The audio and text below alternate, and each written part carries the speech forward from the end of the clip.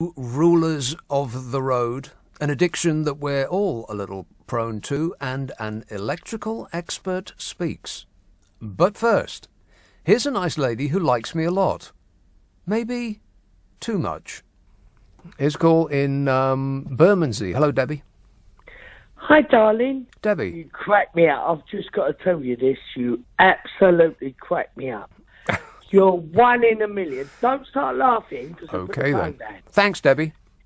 You are so I know. I'm unique. You are. Yeah. Yeah, that's the word. You're unique. You fascinate me. Because all that... No, I don't want to swear on air. Don't swear on air. No, I will not. You fascinate me. Because see all the imbeciles... I'm vastly intelligent. I'm like you, but you've got the greatest sense of humour. I listen to every night. If I can't listen to you, my head goes west. Stop laughing now. My head goes west. That's the first time I've heard that. I've never heard that before. My head goes west. I can't listen to you. Right. You crack me up. Yes. So, now, apart from all that, yes. See all these people, they say, oh yeah, this and that, and Jeremy Corbyn and that. But you know one thing, in this humble world that we live in... Humble? Yeah, it's a humble world. Do you mean horrible? Humble. Humble, right. Don't start me out, you. Yeah. You are so unique. Yeah. You say how it is. You don't mess about. Mm. There's no airs and graces. Oh, yeah, this, that. You got it on point. Right. You have got it on point. Well, I am fantastic, Debbie. Don't forget that. Yeah, you're not just fantastic. You're unique. You are unique. Yeah, that's what I heard. Yeah. There's only one of me. Thank goodness. Thank God for that one. Exactly. You are... unique. Yeah, I know. If you start again...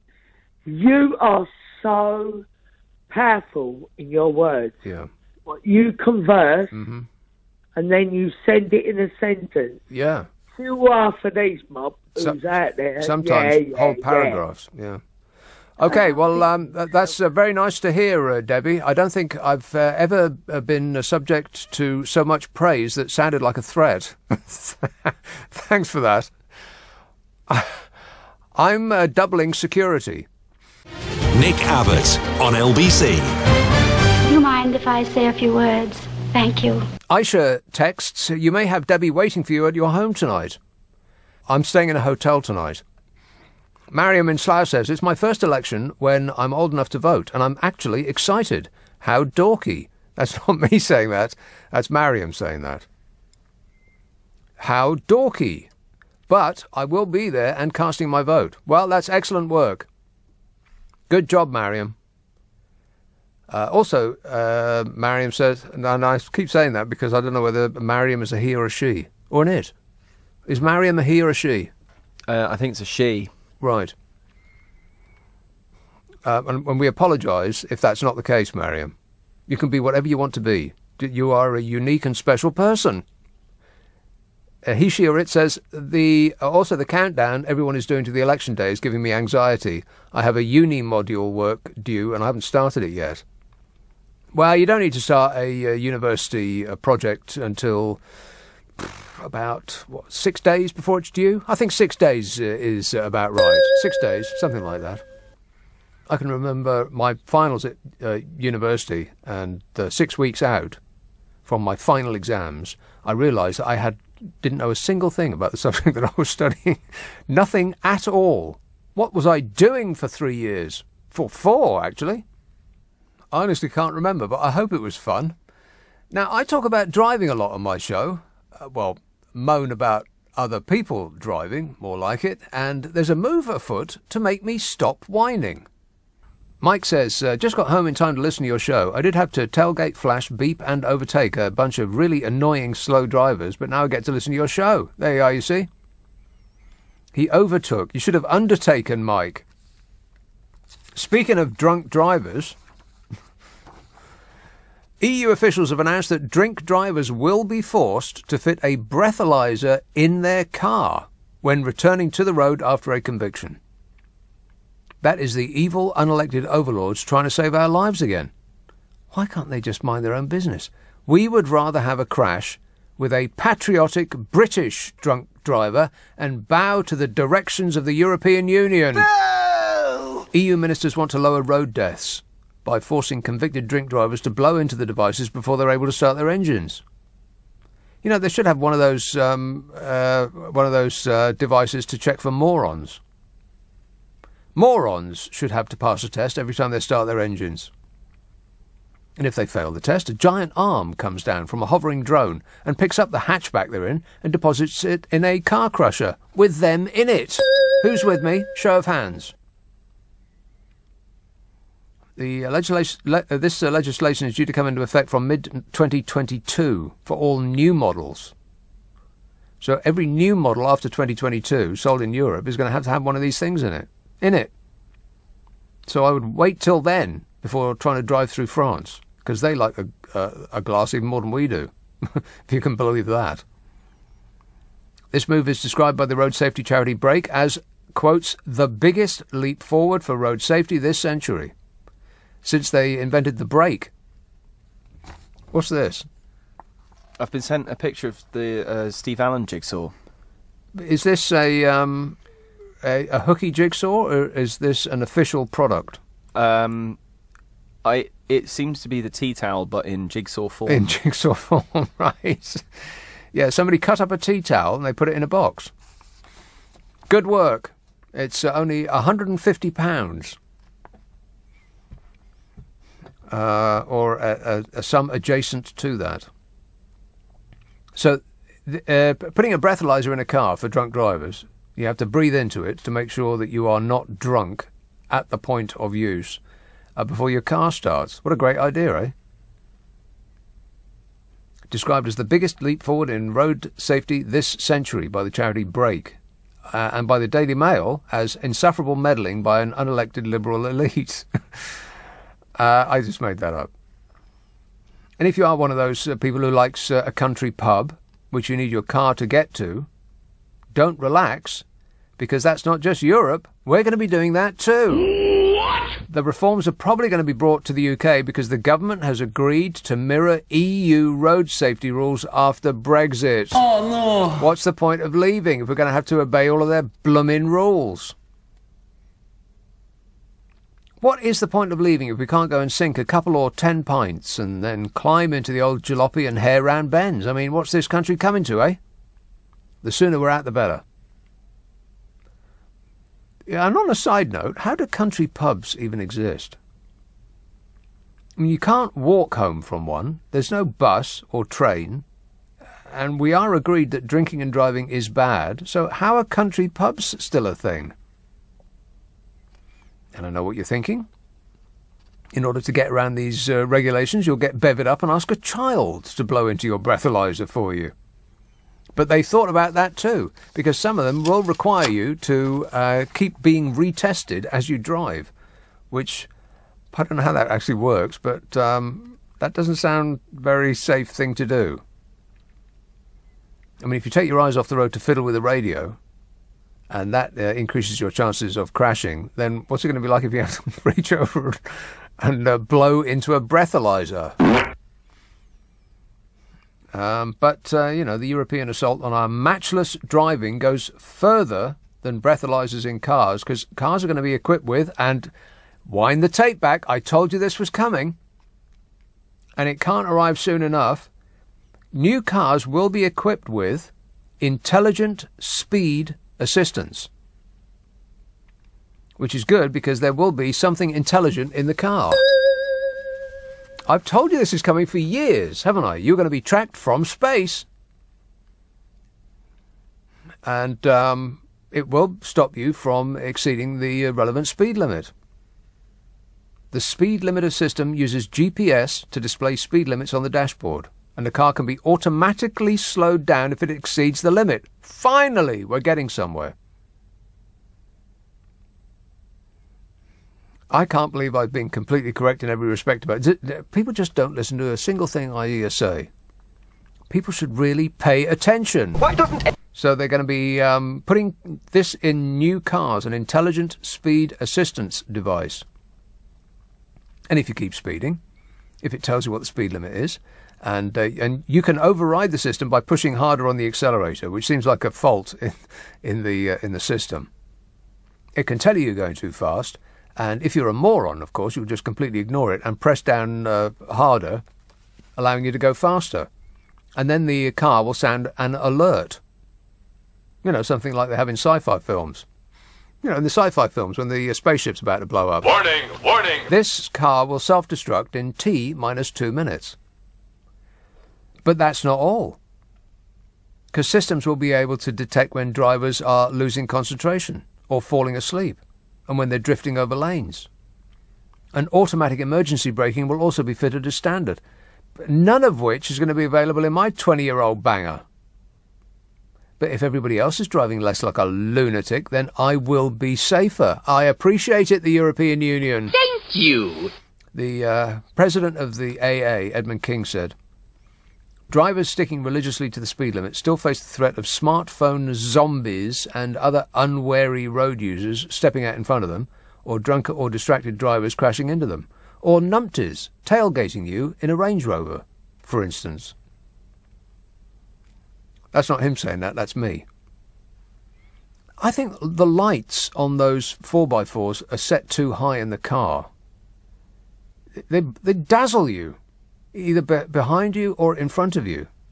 How has nobody thought about that? Why is it legal?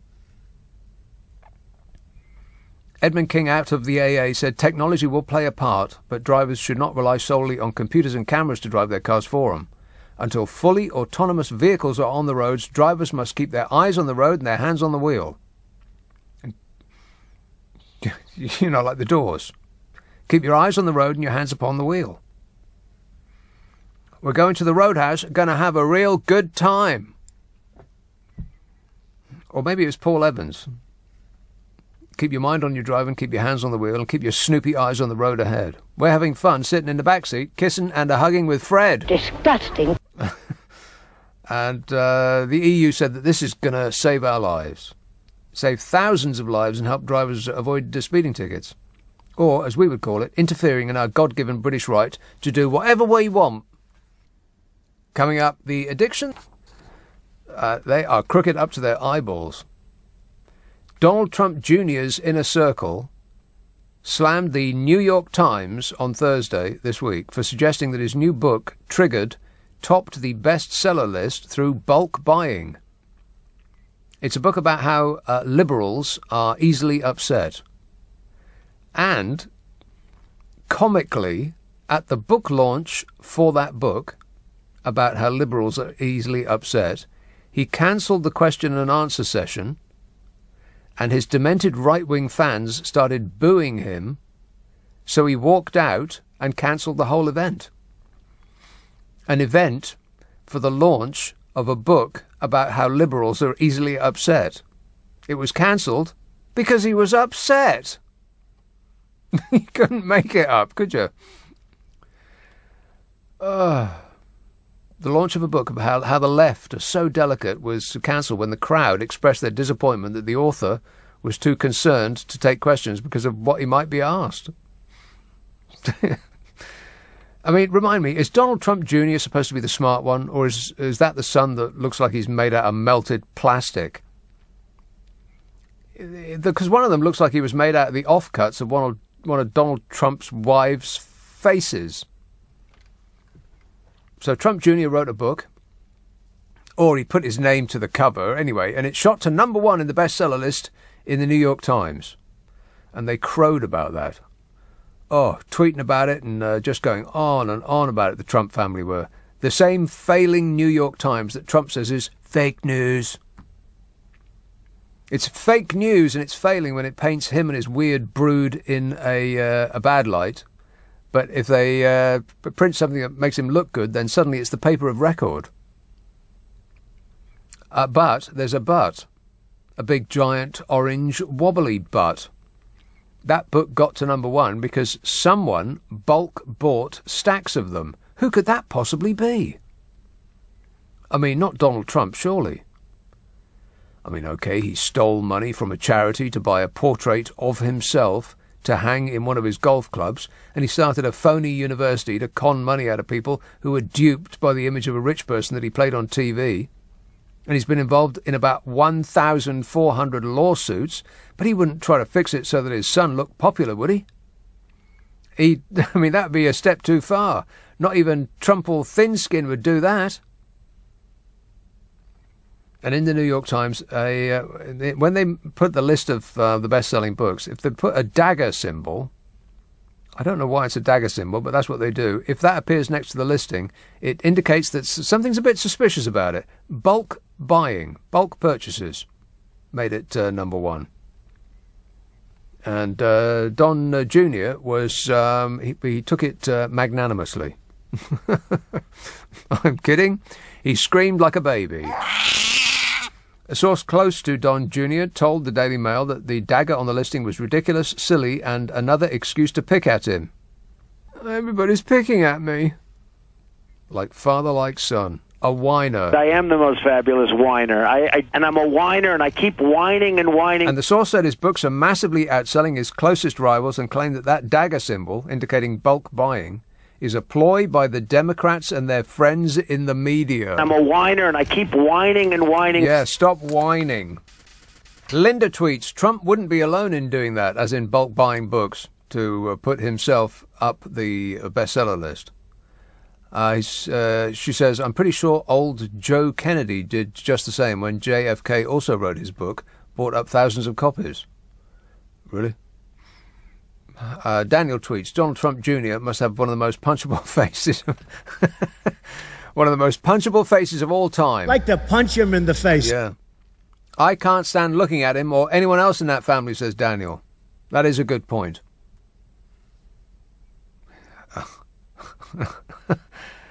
Well, maybe he bought the book because, and he bought it once, and oh boy, it felt so great. You know, when you buy something, it gives you a little bit of dopamine running around my brain. You know, like a knife, a fork, a bottle, and a cork. That's the way they spell New York. Right on, groovy. I said groovy rather than I saw the groovy on my screen, and instead of pressing it, groovy, I said it. Idiot. Yeah, maybe he just couldn't help himself. He bought his own book once, and he thought, oh, boy, that felt good. I'm going to buy it again. It's like compulsive shopping disorder, which was actually in the news this week. Compulsive online shopping should be recognised as a mental disorder, psychologists say, which sounds very much like they're touting for business. And you know what? If they're going to add shopping as a mental disorder, they might as well add looking at hotels you can't afford on holiday websites, because that's addictive. I can't be the only person that's done that. And picking your nose, that's addictive too. Disgusting. And you know what else is addictive? Watching football. Maybe that should count as a mental illness. Ah, well, you know, the lads done great, and the fans were great, and the manager's great, and it's all credit to the lads and the fans and the manager. But it isn't a mental illness, it's a pastime. Even though it releases all sorts of emotional juices that squirt around your brain, like shopping. But the International Classification of Diseases used by psychiatrists to classify mental illness does not list shopping as a separate condition. But they're trying to get it stuck in there. Researchers say there are specific symptoms that put it in a class of its own, with a subtype of patients with worse symptoms who shop on the internet. The internet's worse. If you're shopping face-to-face with a real human being, that's one thing. But if you're shopping with a robot... Affirmative. Worse. So you get a hit of dopamine when you go into a store and you buy something, and that's the draw of fast fashion. That's why it's so successful. You go in and buy some piece of tasteless tat that was sewn together by a slave girl in a miserable sweatshop in the Far East, and you buy it to give yourself a boost, never having any intention of actually wearing it, because you didn't wear the last thing you bought either, did you? And anyone, by the way, that bleats about protecting the environment, that buys that stuff, should take a long look at themselves in the changing room mirror. You know, those mirrors that to show you what you look like from behind. Yeah, you take a look at it and you think, hey, who's that lard arse? That's you, that is. So according to this study in the Journal of Comprehensive Psychiatry, recognising compulsive shopping as a separate mental disorder could help sufferers realise the treatment that they need. And that treatment should be in the form of just stopping doing it. Am I hallucinating or is this real life? Just stop doing it. You don't need counselling. You don't need help. You don't need antibiotics. Just put the credit card down and step away from your laptop, for crying out loud. Maybe I am being unsympathetic. That would be very unlike me. It's no small thing either. The condition of compulsively shopping is estimated to affect around 5% of the population. We have an extreme preoccupation with and craving for buying, these researchers say. And irresistible urges to possess consumer goods. We buy more than we can afford, more than we can ever need or use even. And we do it just to relieve our negative feelings. We have feelings that are Negative. and we want to make them positive. In other words, we buy stuff that we don't need with money we haven't got to feel good about ourselves for a short time. And then we repeat the process when the buzz wears off. And of course this leads to negative feelings, extreme distress, family disputes, not to mention where you're going to put it all. Researchers assessed 122 shopping addicts in Germany, and younger patients buying online tended to be the worst, showing the worst symptoms. Lead investigator Astrid of Hanover Medical School said it's really time to recognise buying shopping disorder, BSD, as a separate mental health condition. We hope our results showing the prevalence of addiction online will encourage research, or people should just get a grip and stop doing it. They could, I don't know, read a book, or take up a hobby like strangling kittens, anything. But again, maybe I'm being unsympathetic. Maybe it's harder than that. Maybe you just can't give up. Because you get that surge of chemical dopamine in the brain, and once you've bought something and you get that squirt, you want to repeat the high. And because it's online, it never shuts. You can just do it 24 hours a day. And every day's like your birthday. And you get that buzz, and when the thing arrives, and you take 8 million selfies of yourself modelling it, and then you send it back for a refund, and you start the whole process again. What's wrong with that? Apart from it being ruinous to the planet and ruinous to the companies that you're buying from, and your anxiety levels go through the roof, and the postman's back gets put out from having to lug all that stuff to your front door. And to be clear, compulsive buying disorder isn't just purchasing stuff every now and then. It's when people do it past their ability to pay. But you know what? If that represents a mental illness, then this whole country is suffering, because none of us live within our means, both as individuals and as a country. This country's up to its eyeballs in debt. We've bought a rail line we can't afford, and we don't have the money to finish. We're leaving the financial security of a trading port for the choppy waters of the deep blue sea. And don't even get me started on nuclear weapons. I mean, the ultimate high-end purchase. We bought the most expensive thing in the defence industry's catalogue. We aren't even going to use it. We're just going to put it away and luxuriate in the knowledge that it's in the cupboard. And we bought it for best. Well, the whole world's gone crazy. Yeah, by which she means the whole world has a condition. You could call it an illness, or you could call it the business model of online shopping sites. That's why he's so rich, buying leather jackets, sunglasses and spaceships. off our addiction. I'm on about like 3 or 4 online purchases a day now, man. But I can handle it. Coming up, a man who calls in quite... And you've been the staple of my weekend evenings. Merry Christmas, Nick. Thanks, Scott. Philip says, Abbott, B is... See, B. No, B is for biased, because you hate patriotism, Brexit and Boris Johnson. Hope you will be optimistic in 2021.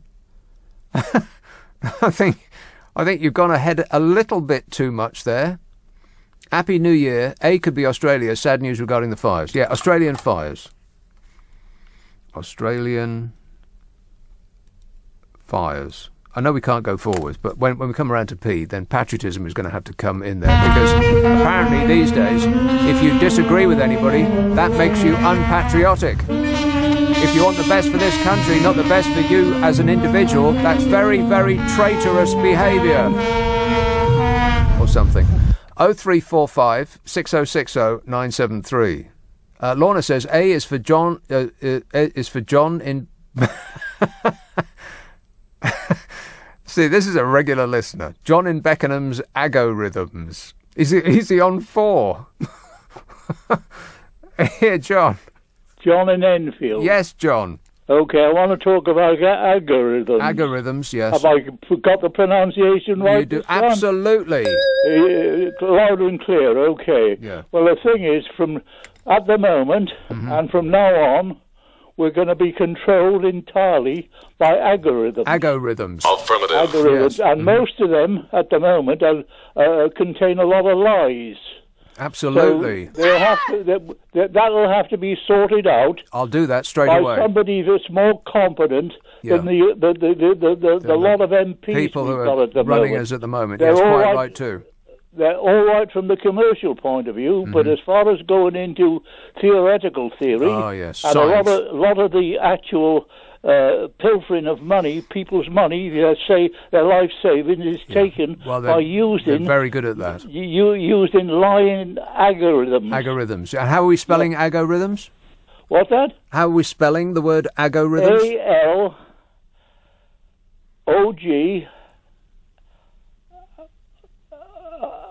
ARTHM or something like that. I don't know. Something like that. Awkward word anyway, approximately. It's very, very awkward to both spell and say. It's an invented one. Yeah. It's an invented word, really, in reality. Algorithms. And so you'll have to excuse me. I don't excuse you. But you know what an algorithm is. And I most certainly do not. It's swindling you out of the money, the money that you pay, for example, for gas and so on. Because what they do with electrical supplies in particular, they increase the voltage to grab the money back. Of the algorithms, yeah, I understand that. With algorithms. You're making perfect sense now, John. Well, they use that to check. So the thing is, when you're trying to compete with these big companies, they've got all this information to hand. So you'd. How did they get this information? How do they from? Well, they get it from the public. Algorithms, The public are deliberately giving up their precious essence, and they do it in their favour. They're collecting it and using it against us. Can you believe that? Exactly. You're right on the mark there. Well, don't worry about my gas. It's been happening to me for the last 18 months. I bet it has. Don't worry about my gas production, John. I create just plenty enough gas as it is on my own. Well, of course, there's lots of gas leaks, but there's a lot of power surges on the power lines from electrical companies that collaborate. The gas companies collaborate. One in particular, absolutely. Without mentioning any names. Yeah, I'm experiencing a gas leak at the moment. Here, John, I'm going to have to go, but I appreciate that. Yeah, but it is they're swindling at the moment. The government is because they got a law which for covering the terms of connection, which is not complete. It doesn't cover power surges. Hits on power line by lightning. You know what you should do, John? You should speak to an electrical engineer. I am an electrical engineer, fully qualified. You can inquire, put my name to. I most certainly will do nothing of the sort. And they'll tell you who I am. If I asked them, they would, but as I'm not going to, they won't. I know you're not going to. That's the trouble. John, if only the government doesn't dig deep enough. Of course not. If only you knew something about electricity, then we'd really be getting somewhere. I know everything about electricity. Do you know what?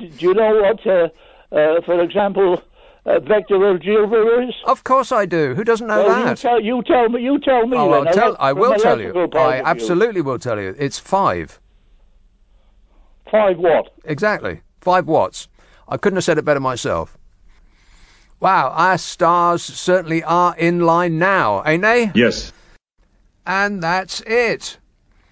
If you subscribe to this podcast,